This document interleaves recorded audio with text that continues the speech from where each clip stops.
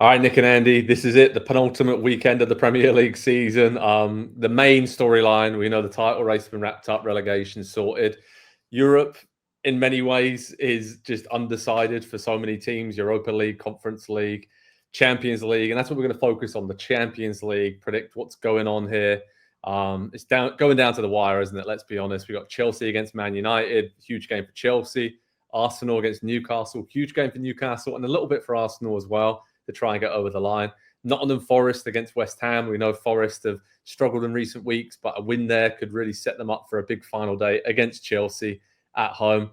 Villa at home to Spurs. Again, Villa know they'll be the red-hot favourites for that one, with Spurs focused on the Europa League. And Man City against Bournemouth, playing after everybody else because they've got the FA Cup final. It's just so intriguing, right, Nick? I mean, who has the edge with these final two games? Is there one team that you look at and be like, oh, they have the easier running? Because I'm kind of looking at Villa at the moment. They play United and Spurs in their final two games, and those two teams want nothing to do with the Premier League right now. They're all focused on the Europa League. So it seems like two easy wins for Villa. And then probably Man City as well, even though they dropped some points recently. It looks like they're probably going to get in as well. What's your take, mate, on this top five race? I think you're about right. It's certainly you want to take Chelsea and Forest out of that discussion because they play each other the final week. So you can pick any of the other three teams. And it's hard to look at Newcastle, despite the fact that I think they might do well at Arsenal and without saying, hey, they're playing Arsenal. That said, not to take this in a weird direction, I want to see how Mikel Arteta would respond if Newcastle wins that game and the table looks the way it would there, because he seems this is the edge and this is Arteta.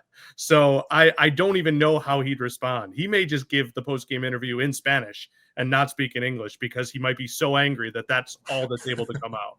So that's kind of where I'm at. The Chelsea, Man United, and Villa Spurs games are interesting to me because when I wrote the previews on our site, it was, you've got two teams that are better and they want to win and they're at home. But there's also something in it with United and Spurs playing for spots in the team for a big final and wanting to be in form. So those games, I think they're weird because they should go one way, right? They should. Andy, what do you think, mate? I mean, who you got your eye on ahead of this weekend? Do we see any more slip-ups? Because nobody saw Man City dropping points at Southampton last weekend. Crazy, weird things can happen this time of the season, be it pressure being on for teams, pressure not being on teams. It's hard to predict, and it's great for us as neutrals looking at this race. Yeah,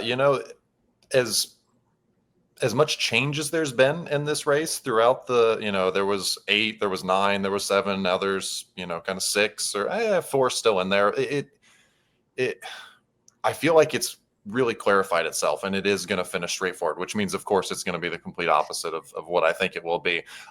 Newcastle look like they are very comfortable in there. And at one point this season, I just looked it up, on December 14th, after the 16th match week of the season, they were 12th in the table. They were struggling, and somebody predicted them to finish 3rd in the league this season. And that person was not feeling great at the moment. And now 3rd might actually be underselling them just a little bit by the time we get to the end of the season. So, and I think Villa, having those 2 games there at that point of the season, the circumstances, Nick is right. The human aspect of that, the focus that, just look at Spurs and United's form in the league of late. It's been weeks, months since they have, I don't want to say they've not been trying in the league, but since they have really put all focus into, what is our best 11? We're playing them this weekend in the league. It's been all about Thursdays, and having the Thursday, Sunday has been an issue. So, and then I think the other one is City. So, of course, that means that Chelsea and Forest are going to slip in there with,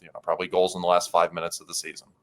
Yeah, I feel like Chelsea are going to get it done against Man United. And then it all goes down to that Forest game. Feels like Forest have got another slip up in them away at West Ham. It feels like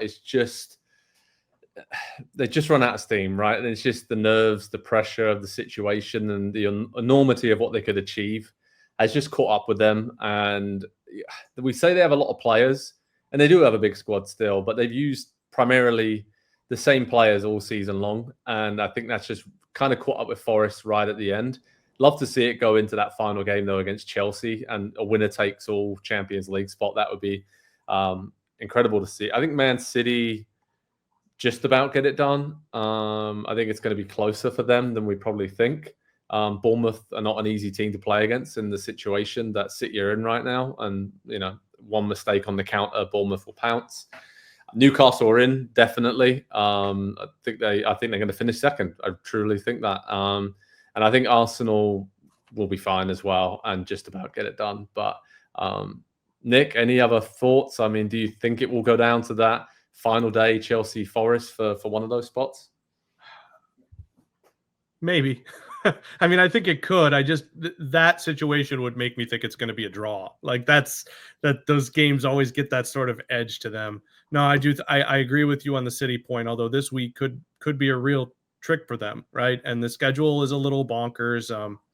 So yeah, I would agree with you there. I think with Newcastle, just to go back to the point of them being in 12th, I want to give Eddie Howe a lot of credit because of where they were. You guys hear me talk about him all the time. There's a stubbornness there, and there was a stubbornness to put in Tonali over Longstaff, the Newcastle boy, and there was a stubbornness at getting Harvey Barnes in there because Anthony Gordon was the guy. But there was a scare, right? I don't think anybody thought he was really getting fired, but he had to reassess where he was, and he did. And look at him now. This team looks ready to go almost every week. So I do want to high five him there because I had my doubts.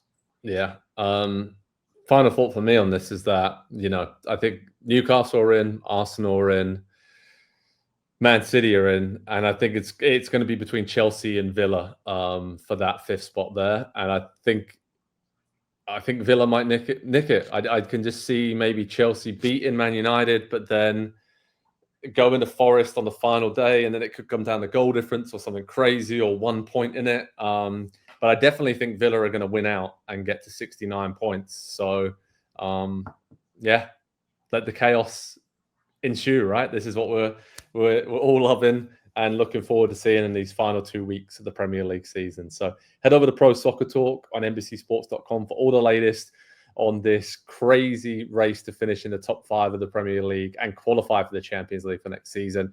It's all up in the air. We absolutely love it. And let's hope it goes down to the final day of the season. Hi, I'm Rebecca Lowe, and as we head towards the end of an exciting Premier League season, make sure you like and subscribe on the NBC Sports YouTube channel for more content like this.